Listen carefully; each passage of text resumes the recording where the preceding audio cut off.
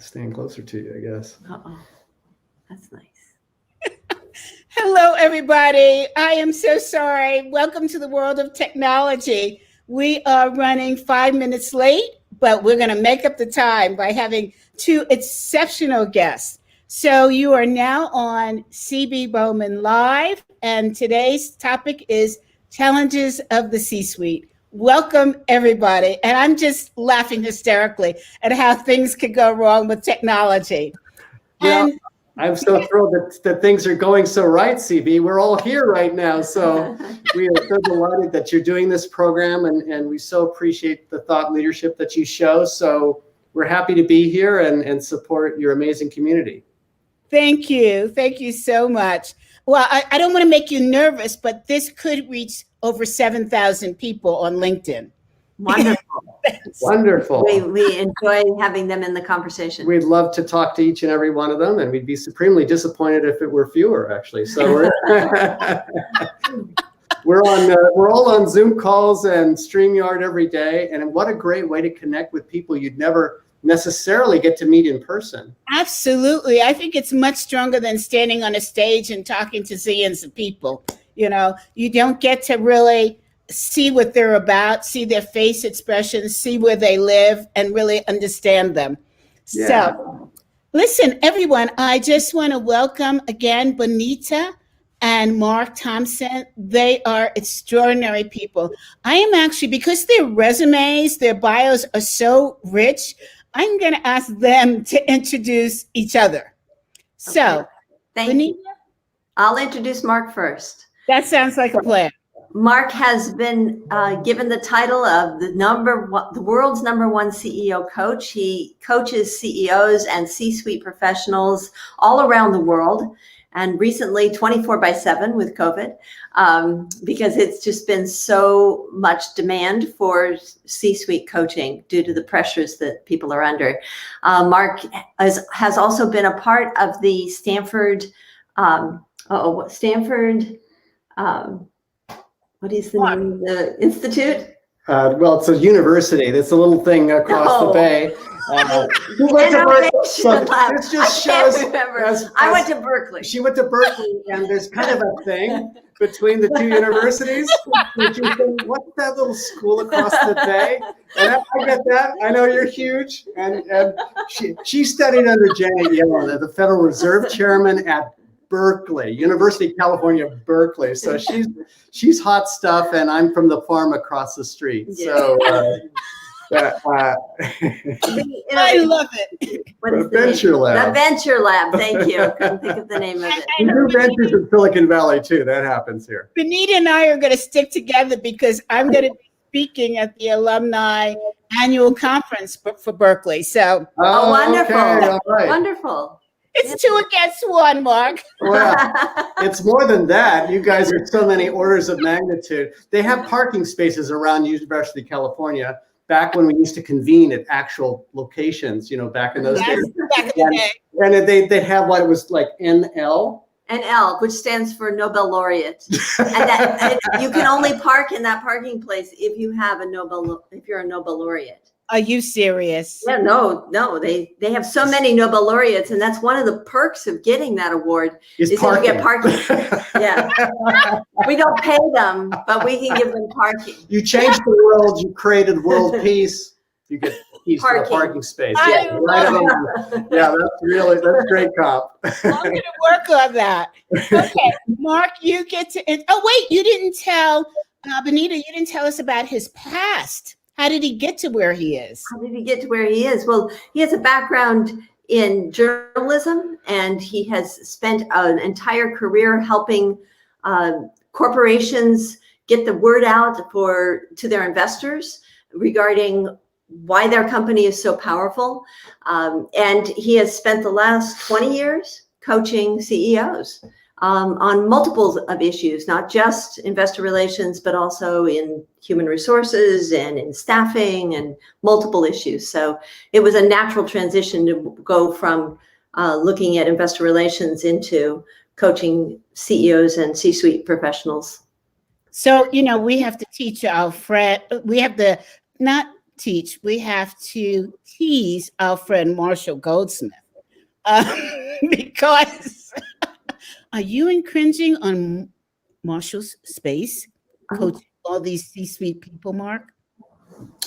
Well, Marshall, actually, when I was in the C-suite myself, which is actually also part of my past, which was I was most recently the Chief Customer Experience Officer and then head of Schwab.com, which was really the first financial services online site that really got steam in the 90s and now has 3 trillion in customer assets. So I got to know Marshall during that time when he was helping us at Schwab. And he introduced me to this idea that I could really have impact as a C-suite coach. And in fact, that's how we started working together, was that I'm not infringing on the space, but in fact collaborating, which is going to be the theme of our conversation today, where there were 2 executives at Walgreens, the $130 billion retail company, that needed to be groomed in a sense towards the CEO's job. They were in competition with each other for that job. That often happens at companies.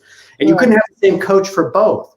So Marshall and I kept on meeting each other in the C-suite, where we were helping sometimes opposing executives into the corner office. And then we started calling each other and said, well, we did this at Walgreens, we could do this at Pfizer, and we could do this at all these amazing, amazing companies. And so then Marshall is the one who anointed me #1 CEO coach in the world. And as a colleague, we call each other every day. We have the daily question process that we hold each other accountable for. So he's been a mentor, a friend, a coach. We cohabit with each other. The 2 families actually have a place together in New York City where we share our love for Broadway and for coaching and having impact on the C-suite. So I will be talking to Marshall a little later today, and he's such a great spiritual, I think, also leader for all of us in the MG 100, which is how you and I met, right? This is how we all met as a part of this great community. Bonita, it comes to all this work. She was just rated the #5 top educator in the world by the Global Gurus.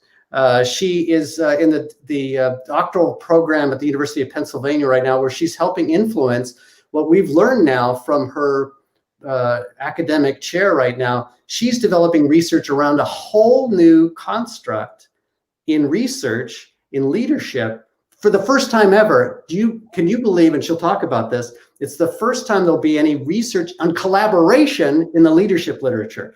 It exists in sales and other fields, as she'll talk about. It's never been done before, Bonita, adding to the body of knowledge. And she was perfectly equipped to do this because her resume includes helping transform human resources departments since we met each other, 40 years ago. She has been able to contribute to the transformation at Bank of America. She was one of the first people to lead off a new industry with biotechnology and starting Genentech, hiring the first 200 bioscientists. She had the opportunity to transform the way we think about serving our employee workforces through the very first intranet that she was project leading at Levi Strauss. So you go through this incredible 30 years of experience transforming human resources. You were either excited or terrified to see her come, because she meant that they were going to engage in change. And that's where our 2 careers collided.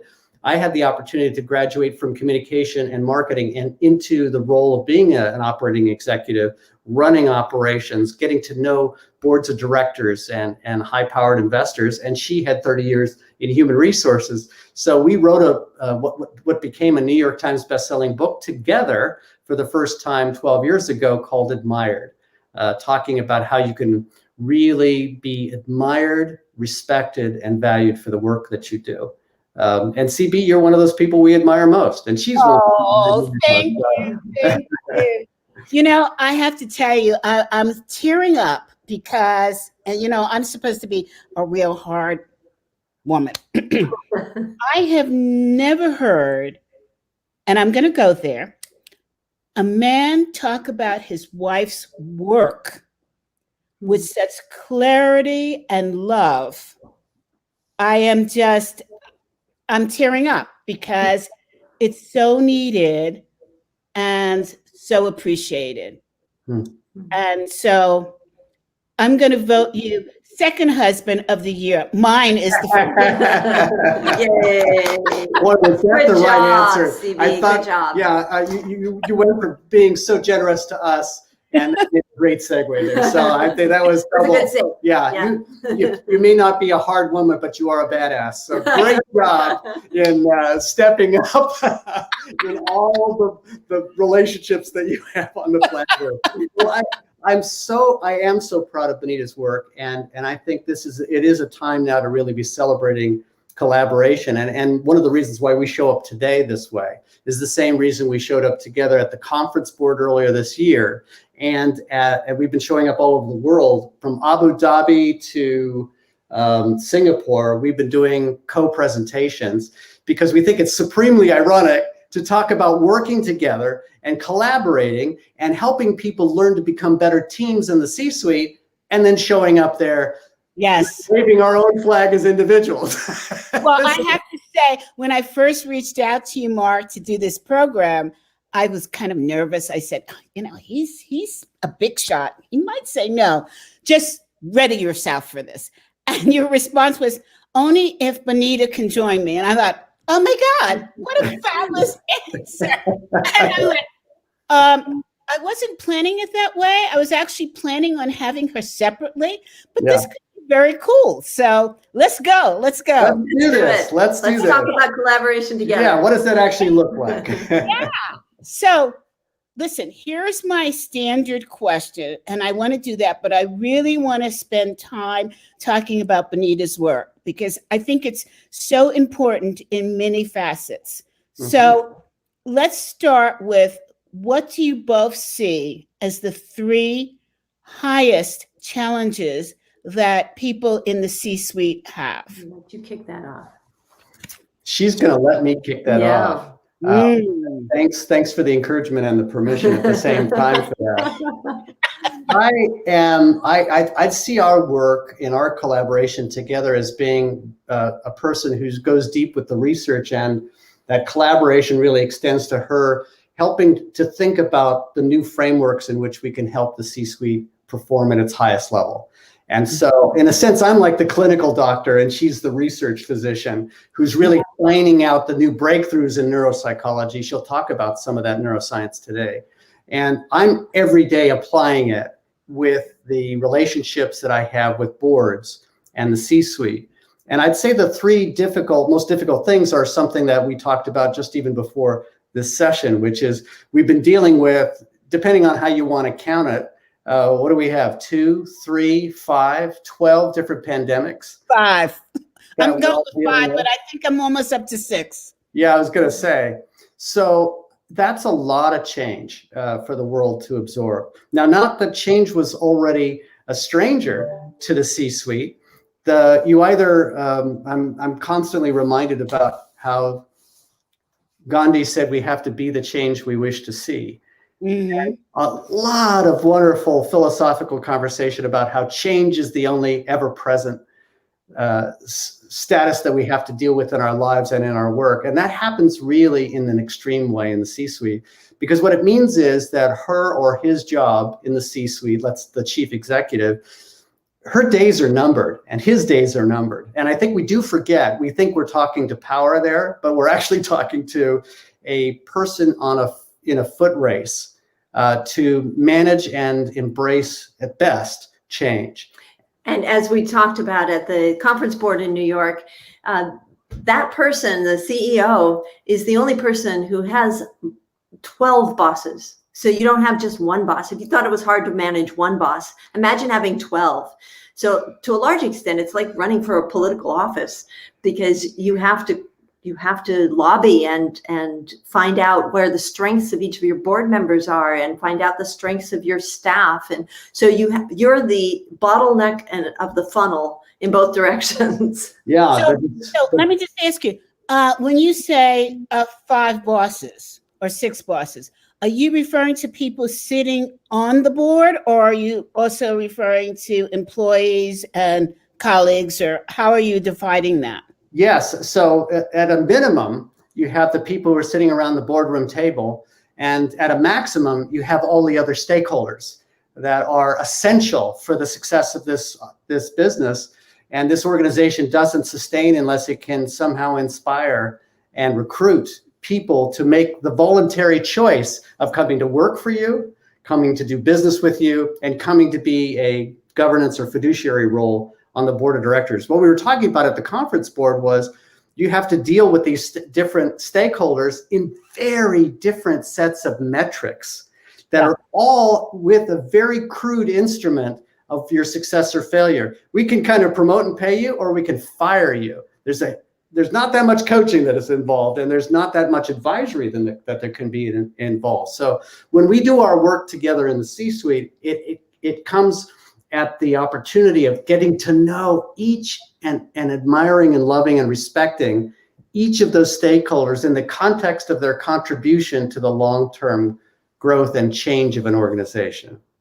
So let me ask you, it occurs to me that, and I'm a little bit of a rebel rouser, so I'm going to start up something.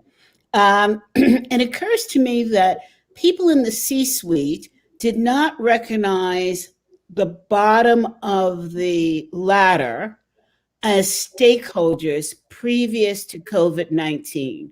It seems like now they realize that without the general employees that hold up the organization or hold up the triangle, that there is no company. Mm-hmm. When we look at what happened in the meatpacking industry, to those that were doing the slaughtering, packing, as they became sick with COVID, the whole organization closed down. Do you think there's more realization, more alignment, more respect with this lower level or entry level? I think that COVID was a really an eye-opener for everybody. And to me, what we really learned from the COVID experience is that a company is not just its buildings, because we were able to dispose of the buildings, right? And it's not, we'll drive by and we'll say, oh, that's Apple, pointing at a building, but that's not Apple, right? And we can even look at the people and we can say that's Apple, but that's not just what it is. It's also this interconnective tissue that allows a company to operate. And that's what has been so hard for leaders to try and grapple with. We haven't really explored that interconnective tissue, because it's not just one person sitting in a bedroom at home who becomes the company, but it's the collection and it's the partnership of everybody in that company that becomes the company. And so this thing that we can't see, we can't touch, we can't smell is really the essence of what the company is. And to me, I find it very interesting because that connective tissue are things like trust and respect and collaboration and cooperation and teamwork. That's the glue that keeps a company together. Can't see it, can't put it on a balance sheet. It has no monetary value, but it determines whether the company is profitable or not.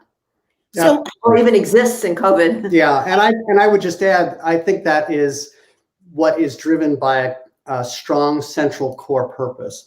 And so the distinction that you're describing about that they didn't get it before COVID came along and they get it now, I'd say is very much what happened is that COVID, as Bonita said, provided a very, very profound and punishing shove in evolution and the culture of these organizations, and would make painfully transparent where there isn't that sense of shared common purpose that requires the integration and engagement of the frontline workers with the administration and with the customers. In other words, there wasn't a unified voice in the example that you're sharing.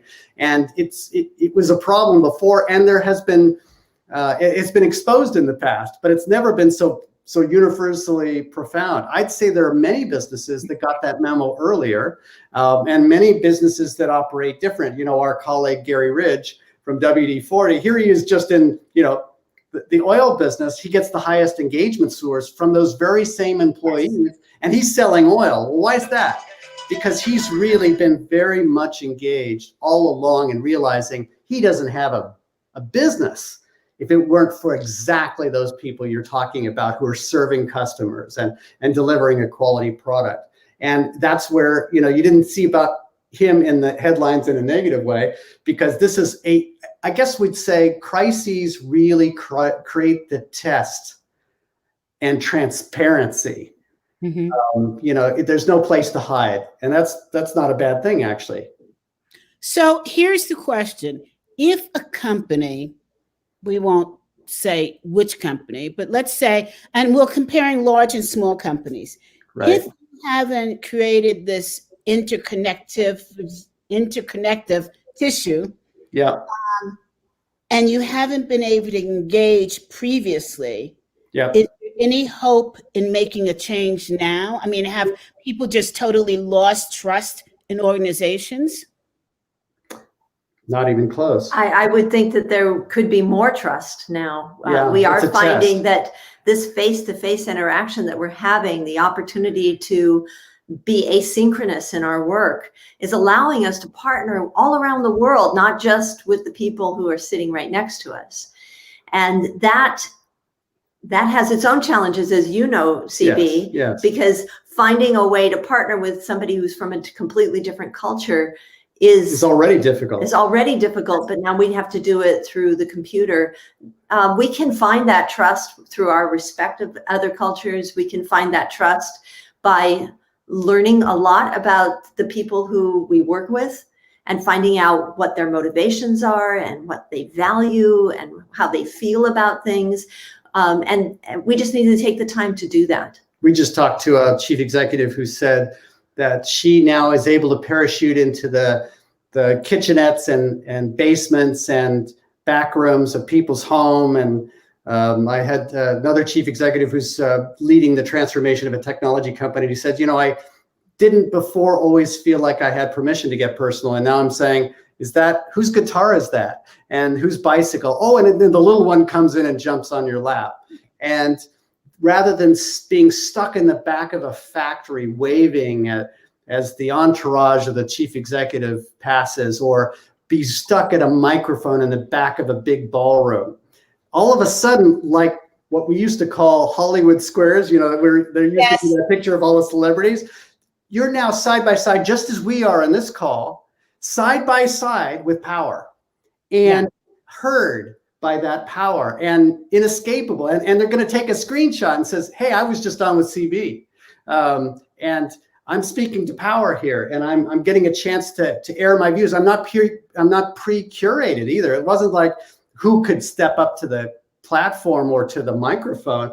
You're on Zoom, you're here, right? You're right there. So I'm not saying it's a replacement for the personal contact, but I will say that I will get a big shout out for the executives who are willing to engage. They're able to do it with greater frequency and in fact, maybe even some greater intimacy, because it's very equalizing. And the other thing is, as a coach, I spend a lot of time trying to get people not to talk over each other. And on Zoom, you can't have more than one conversation going at the same time, which means it really sucks for a social context.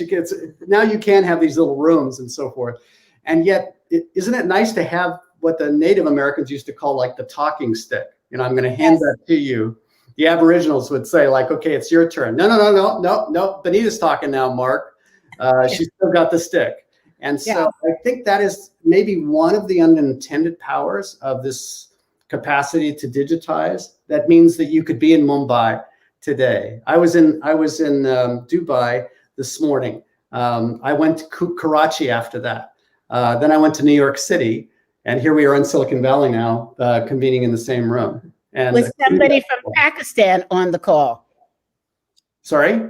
Somebody from Pakistan is on the call. Is on the. Wonderful. Okay, so welcome. We spent time in Karachi with Engro Corporation, which is probably the biggest and probably best known company in Pakistan, and they have a fund that they've been using to help people get through COVID. Pakistan has actually come brilliantly through COVID in a very interesting way.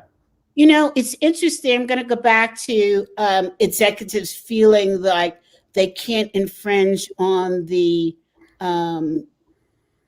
person that they're talking to and really getting to know them from the inside out, and how Zoom has allowed this connectiveness. Yes. People, I have a little four-legged who's probably with his dad right now. a Karen Terrier, a redheaded Karen Terrier, and he lets you know too. And what's happened is that our laws started to prevent us from really connecting with people because we couldn't get too personal with people. And now we've got Zoom that's doing the flip. And so you can make comments about the environment that you see people in because it's a natural part of the conversation versus in the office, you couldn't because it's too personal. Right. You're right there. It's a front row seat in that. Wow, is that a Star Wars helmet? Was that a home project or are you a hobbyist? And we're even seeing companies do things like ship a box of food to each of the people and then have a chef teach them how to cook. And so they have events like that. We send bottles of wine. We've been doing that with some of our clients saying we're going to have wine time on Thursday at 5 p.m. Please join us. And then one of those clients happened to be Gallo. And they sent their best wine to each of the people. She would open it. She's one of the rare female vintner winemakers. And she's talking about how she came into this world that was dominated by old men and how she came and showed up with this whole new methodology for the wine. And tell me what you think, because I'm now online with you. We can clink glasses against the screen. And I say that this is a great tradition. We have to get my husband involved. He used to distribute wine. Okay, there you go. There you go. Oh, yeah. Put this guy to work as your teammate on this, and it makes it even more personal. Also, the thing I liked about this was that there is almost always a narrative or a backstory around. I mean, there's a ritual to opening a bottle of wine saying, this is a celebration. I'm spending time with CB. And it's not just another call. Let's have a drink together. Mm-hmm. And you don't have to drink the wine if you don't drink wine. And a lot of people don't. But the narrative and the backstory and the tradition of saying, I'm going to open this bottle in your honor so that we can share that moment together. Another great example from a chief executive who's such an awakened leader is Margot Georgiadis, who's also part of our Goldsmith 100. She's now running, she's CEO of Ancestry.com. She's former president of revenues at Google. So she had a huge, extraordinarily big job and where she had to have diverse communities of people that she was advertising to and with. And then she went to Mattel, and then she was recruited for the turnaround of Ancestry.com. She just sold the company for $4.6 billion. And she created this enormous value out of two things, out of the community of knowing what your ancestry was and how you're connected to everyone else on Earth, to some place in Africa, the Olduvai Gorge, and how we could also maybe learn from our DNA to protect ourselves from viruses and from disease and all the rest. And when you go on a call with her, she has a tradition. I meet with her every weekend and 50 other chief executives. I spend 7 hours hanging out with these 50 chief executives every single weekend. And when you see her every single time, she has a different virtual background behind her. So she started this tradition of saying, when she meets with her team, the first thing she does is express gratitude for whatever they're doing. It has to be real, as Bonita will talk also about around collaboration. You can't fake this stuff. It has to be gratefulness for something tangible that you've done for the purpose of this organization, not just for me. I'm not your favorite student or employee. I'm doing this because I believe in the vision of this organization and we have shared values. So I'm grateful to you for your contribution this week to that. I'm glad I could be meeting with you today. And the picture I have in the background that you see of this, of these toys on the beach is where I grew up, on Lake Erie, she'd say. And this is what my home and environment looked at the time. And what's in your background? So once we got through with parachuting into the kitchenette or the basement or the bedroom, she says, no, bring some memory and make it your virtual background. And that's how we're going to start a personal conversation, not because it matters to me, but because it matters to you. And because it strengthens that connective tissue, that bond. Glue that holds us together, even in the midst of a pandemic. Now, how would you like to work for that person in a crisis? When you're isolated, when you're going through COVID, when there's so much fear in the world right now, what do you need from a C-suite? You need empowerment and confidence and trust. Warmth. Yes. Humanity. Yes. I made notes. So I could do the same thing. Hey, listen, I want to talk now. Okay, so we talked about change and connectiveness, and we're going to go back to that. Yep. But tell me two other things that you see are strong concerns in the C-suite. Well, I'd say building a bench. So the primary job of a leader is to recruit and develop other leaders. Her job is to find people who will want to own the vision and the purpose in their own unique way, as much or more than she does. That the leader's job is to find a place where he can rally a team around outcomes, because if you get big, and the only way to get big is through and with the work of other people. Bonita and I are very much interested in collaboration and teamwork. You should talk a little bit about how nobody does anything worthwhile alone. Wait. I'm going to save that. We have one more challenge, and then we're going to go to Bonita. Okay.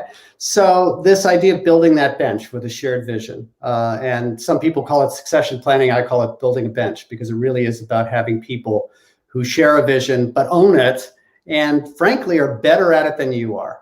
And I'd say the other thing that is the biggest challenge right now is balancing regulatory requirements. You hinted at it earlier. You know, how personal can I really be with you and still not cross the line in terms of being too personal or referring to the wrong set of personal traits that become very much a part of your DNA or a part of the way you culturally roll. That our job is not to recruit and develop people who look or sound like me. The job is, because then why do I need other people on the team? Actually, what I need is a choir of voices. And it was my birthday yesterday, and a year ago. Happy birthday! Thank you. 2 years ago, on my birthday, Bonita and I were presenting at Harvard with Carol Kaufman at her Institute of Coaching. And she brought in an extraordinary author and thought leader. His books are a must read. And both of them work together. It's a husband-wife team as well. She knows with depth. He knows how to present with character. He's conductor of the Boston Philharmonic. His name is Benjamin Zander. And Benjamin Zander was there. Actually, they were there as a team.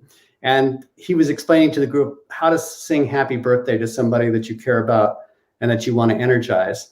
And he had everybody sing it the normal way first. And then after talking about what a conductor does, which is really tap into the fact that the conductor isn't the expert in each instrument that's played in the orchestra. That each person might not even know how to play that instrument. The instruments in the orchestra. In other words, a conductor doesn't play the tuba in most cases. A conductor, she plays the piano really well, is great at composition, knows the role and the impact of every instrument, and wants to draw the best in his or her work in every context in the orchestra, and isn't making all the decisions, because it really can be up to maybe the first chair in the violin section, and she's making a decision about what expressive needs in that particular sonata. Mm-hmm. So you're looking for this full out creative input, everybody playing full out around a common purpose. In this case is to express Beethoven, let's say, and to do that with great emotion or artistry. And she or he, the conductor, is trying to pull it all together and herd these cats who are performing at such a high level. That's the role of the chief executive. And that's what I mean when I say diverse points of view, because the oboe doesn't sound like the trumpet, and it's not supposed to. Yeah. If it sounded like the trumpet, the whole thing would be then we wouldn't need the orchestra. Yeah, exactly. We forget the components of music. Yes. That make us all relaxed and happy, but we forget that it's based upon different things coming together. Collaboration of experts coming together to create this extraordinary sound, which is greater and more profound than any of the individuals. Absolutely. The overtone. That is a perfect lead-in to Bonita's work on collaboration. How do you like that setup, Bonita. I love that setup because the orchestra is a great analogy of what we're striving for, is bringing out the best in every single person on the team, and that every person on the team benefits from a great performance. That's a great point. And that's a main feature in trying to find collaborative leadership. It's not a zero-sum game. It's not, we do it at your expense. It's not because I get to do the shot and you can't do a shot. Right. That we all benefit from you being the best tuba player and me being the best oboe player. That's when the entire team succeeds. And that mutual beneficial awareness that a leader can create among the people, rather than a competition, but more of a, this is how we all benefit from the goal being successful, is really a key component. And I'm very interested in how the leaders can establish that and draw it out in people. Draw it out in people. That's what brings out the best in each individual, because they know exactly their role, when they need to come in, when they need to depart. Like the poor guy who plays the timpani, right? That boom, boom, boom, boom, boom. He only gets a few parts in the whole evening. But boy, if he comes in, it can really make that dramatic piece. But he has to remain silent the rest of the time. That's the sort of collaboration that we need in organizations as well. And it's a brilliant subtlety that Bonita's pointing out here, because I think there's a lot of confusion between competition on the one hand, having the edge to get stuff done, but Yes, that's zero-sum with sharp elbows, which doesn't really have a place on it within a team, on a C-suite anymore. It's more like an orchestra on the one hand. The other hand being collaboration, what gets to be sometimes seen as being compromise. I don't want to water it down. I'm so glad you said that. Yeah, because I think that is a big concern of leaders. Yes. Is that they will be seen as weak. Yes, exactly. When in fact, you're seen as strong when you know how to collaborate. Exactly. Absolutely. This is something that Bonita is now really exploring with her research in the leadership literature. And what it means is the guy on the timpani, the guy who's playing that very unique percussion instrument, what is not obvious perhaps to the audience is that he or she is having to count measures until their roll drops them in. They have a critical It could be a very roll, long time. but it could be minutes, or Yes. it could be 45 minutes. But if they aren't ready at that moment to be the singular voice or an additive voice at that time, they have to pay attention. They have to be bought in. They have to believe in the concerto and their role in it. And so our roles are different, but they're not the same. As I guess what I'm saying is that it's not a zero-sum game, nor is it a lack of edge, because you still have to be at that moment ready to play full out and have your voice heard. So, Bonita, tell us about your work specifically. What are you finding out? Why don't people collaborate other than what we talked about? And is there a certain gene that allows people to collaborate? You know, and wait, more. More? How can we use it in building workplace equality? Because it seems like it's a big missing piece. So I'm throwing all that at you at once. Yeah, we're still learning a lot about how to best collaborate in an organization. And specifically, I'm looking at the leadership perspective of that. What can a leader do to create a collaborative environment that's filled with trust and respect and bringing out the best of each person on the team? And how can we do that through systems as well? How can we better build a better channel that people can communicate with one another for better collaboration, so that you clearly know what your role is and that you know what the role of others are, and you can bring in the best of yourself as well as bring out the best in others. So that is a skill. But what I've recently been reading about is the work that's being done in neuroscience, looking at how there are certain people who, because they are always thinking about that mutual beneficial solution or always thinking about the other person, it actually changes the neurons in our brain. And there are regions in our brain where we are much more likely, when the neurons fire in that area, we're much more likely to seek a mutually beneficial solution. And it's very closely related to the emotional centers of the brain. Mm-hmm. And so to be able to see on an MRI whether somebody's going to seek a mutually beneficial situation or something that they're just trying to win, that is phenomenal to me, because it means that those neurons that play together or fire together play together more often. We can practice. Collaboration is a practice, like yoga or piano. You have to sit down and practice collaboration. You can't just take a 3-hour training course and assume that the person, oh yes, I have that and I know how to calculate this. Check. Check. It is something that we have to practice, and we have to bring other people in. We have to seek mutually beneficial solutions, and we have to communicate that there's a mutually beneficial solution. And we have a lot of goals now that are aligned with that. Racial injustice is just one of them, that once we can bring out the best in everybody, once we can seek mutually beneficial solutions, we're not trying to win over the other people, we're going to have much better racial justice.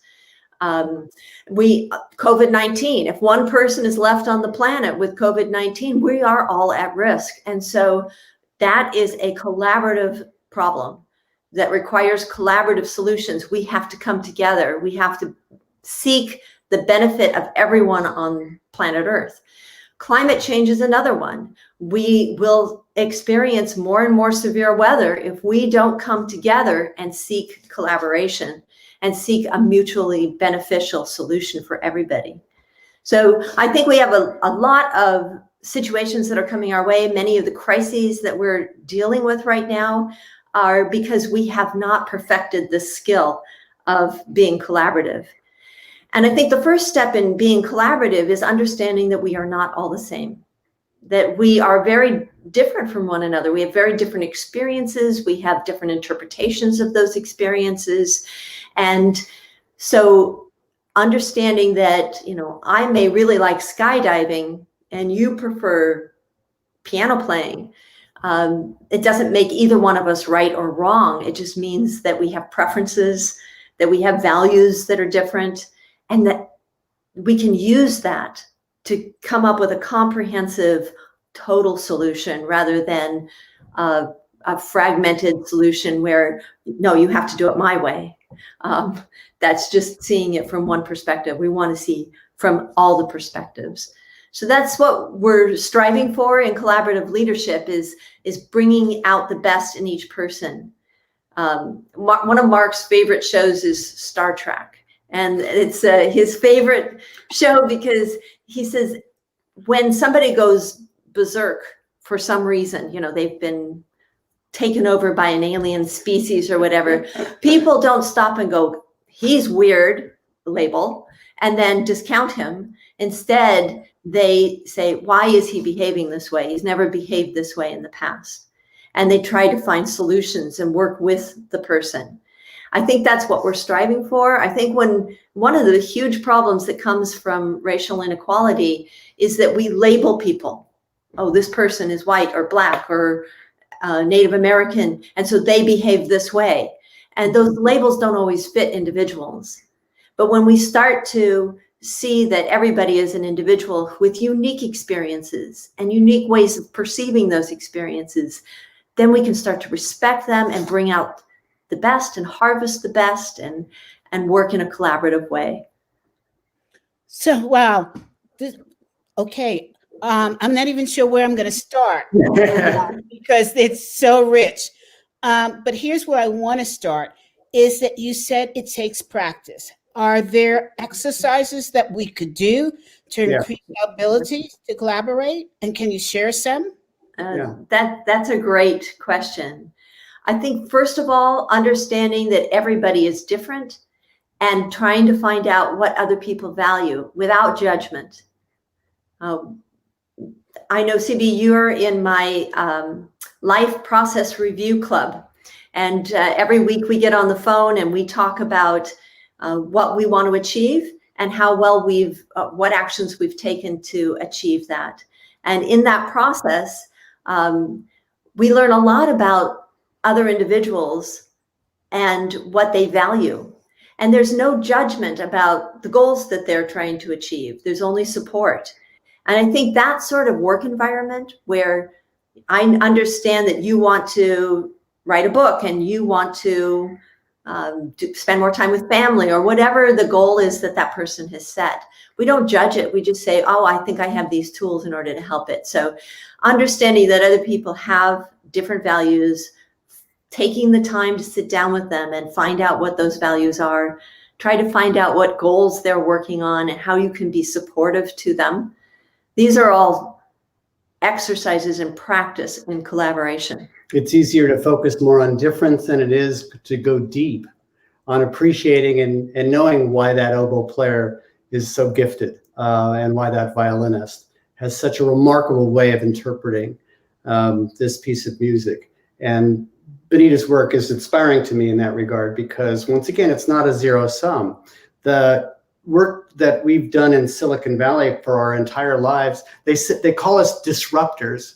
And it's not because we want to be disruptors, although Bonita has also been called called a badass by Jim Kim of the World Bank as well. We have that on tape when she was accepting I love that. Right. And the reason is because it's not disruption for its own sake. It's to say we all have very deeply embedded preconceived notions about ourselves and others. We have all this hidden bias.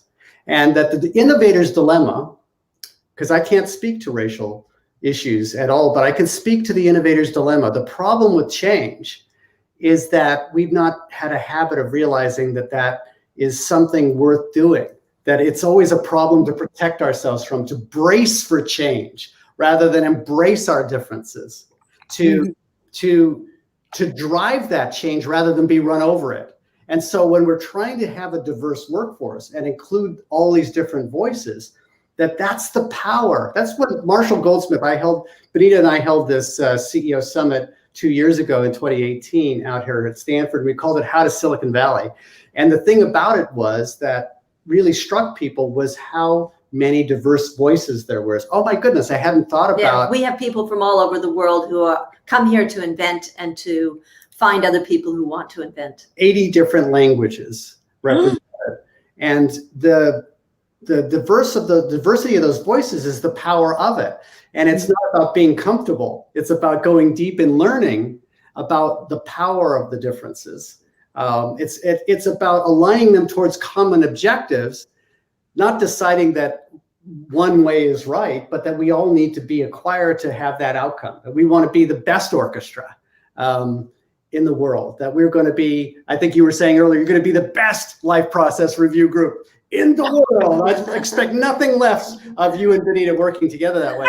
For those of you who have not experienced this, what we're talking about, LPR, life process review, Ella Mullally, who turned around Ford and Boeing, came up with, taught us all about business process reviews, where we have a whole bunch of metrics attached to goals. And then we come together as a group, as a management team, and share how we're doing. And red meant we really need help, and green means we're on our way. Yellow means we're struggling, but we got this. And that was a place to be fully transparent about our struggle to innovate, our struggle to make change happen. And he said, wow, what if we applied that to a different customer? Why don't we apply that to ourselves? And that's where Marshall said, as his coach, it's like, we're actually doing the same thing, except the customer is different. The customer is, how can we get over ourselves enough and open our heart to the unconscious sort of routines that we have, cultural and otherwise, not because they're wrong, but because they can be so enriched by mixing the cuisines and by mixing the music that comes together that's greater than just what I have to offer as an individual. And so what's so beautiful about Bonita's work is about, it's not about suppressing or compromising in collaboration. It's about how to get the volume right and aligning the way we all contribute to the overall outcome. And I think these innovators are frequently spoken of as being humble, ambitious people. It's like, what? Like, yeah, okay. And it's because they will ask thousands of people, what do you think of my business plan? How do you think we could improve it? What's your perspective? I remember we were interviewing Michael Dell of Dell Computers. And at the time I was very pregnant. And he came up to me and his first question to me was, how can we use human resources to bring better computing to an organization? And he wanted to know everything from an HR perspective, because he didn't have somebody right then who could answer that from that perspective at the time. And I think that is what we're striving for. We're striving for that humility in the sense that we're always looking for your perspective, your way of seeing it. We still set a vision and we still find a mutual beneficial goal. And so in that sense, it's not compromise. But some can see, trying to see the other person's perspective. We're all walking around with a different set of glasses on. And if we try to see the other person's through the other person's glasses, then we are going to find the best possible solution. And that's what's, I think, different from compromise versus collaboration. We do need to see it. I think, well, I've just learned a lot myself. In starting Workplace Racial Equality, I put together a really badass group of executives. And, we meet every other week. And I say to myself, oh my God, I don't want to do this. My way of being is to jump first and then figure out where I'm going to land. And they're going into process and procedure. And I'm thinking, why did I put together this group of people? But you're right. You have to stop and listen, because it can take you to greater places. Right. Than are. But it is so hard because it's your own sense of timing that is thrown off. Your ego is attached to a lot of it. Put that aside. Yeah. And it's frankly hell. But at the same time, I have learned so much. I'm so grateful to these men and women who've taken time out from their insane schedules to support the goal of the organization. And through that, understanding details of the process, they're also defining roles. CB, you're going to do this. Bonita, you're going to do that. Mark, you're going to do this. And in that definition, we can all be better players, because now I can find, I'm going to put full in on what my role is, because I know CB is going to hold up her part and I'm going to hold up mine. I'm not going to let the team down. That is where people can bring that ego back in, is really fulfilling their own role. If we don't do that process. I'm going to let you guys coach me. Well, we've never done coaching before, so that'll be it'll be a great experience being able to learn coach from coach the coach.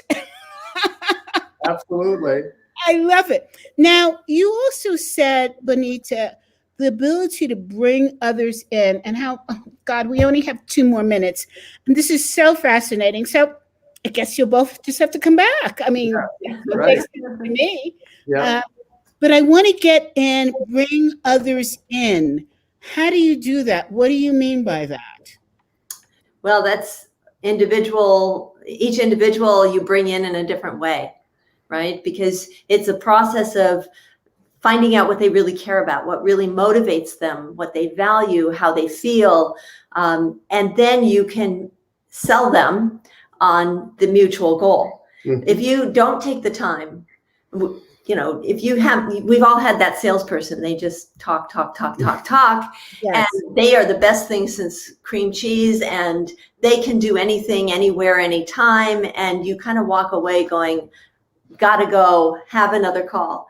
But if a salesperson comes up to you and says, I really want to know about your needs, what you are looking for, what you want to attain, then we can describe what it is, and they can give us a specific solution to our problem. We're much more likely to go recruited with that person. That's called collaborative selling. And that's the process through which the customer and the salesperson define and come up with a solution to the customer's problem. And it's not just, I'm the best thing since cream cheese. It's, no, this is the problem we're trying to solve. And here's the different ways I think we can go about solving it. Which would you prefer? Getting input. And collaboration is a process. It's defined in the literature as a process.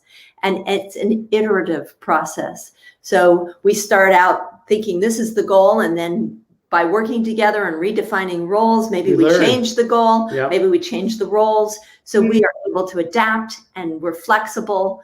And it's just like a bridge. If you make a bridge very strong, it will break in the next windstorm. If you build flexibility into the bridge and the ability to adapt with the wind, that's when you have the bridge that lasts 500 years. So I think that's also true in leadership. We want to build those bridges because people change too. Particularly, we're seeing that through COVID. I think initially everybody was, I'm going to save the day, I'm going to find a way to, and now people are starting to really find the stress of the monotony, and they're finding it difficult to build that connective tissue in organizations. So I think we all need to look right now and support one another and find the roles and define it and be more flexible. Bonita and I met Nelson Mandela on his last trip to Europe at the turn of the century. We were writing a book called Success Built to Last. It was the sequel to Built to Last about organizations, and we were taking a look at individual leadership. And Bonita and I conducted interviews with world leaders and met Nelson Mandela. He should have been the most angry man in Africa. And yet what did he do? He rallied white and black, young and old, rich and poor, around a bigger dream that we could all play a role in and needed to play a role in. But he could transcend all of the horrible years of humiliation and pain to show us the way and make examples of the people of every background to our unique role in the solution, just the way Bonita was describing. And I think this is what we see in leaders who are built for crisis and built for change. And we're just so thrilled that you hosted us today with all these amazing change agents who are being broadcast on live stream. We're so happy to be a part of your conversation with the world. Well, I'm looking forward so much to bring you back. And I just want to tell you that you received a wonderful compliment from Chris Simmons. And Chris says, I was skeptical, but they are really good. And Chris really tells it like it is. He is the former head of D&I for PwC. And Thank you, Chris. His own consulting firm. And we've spoken together at a few conferences, and an amazing person.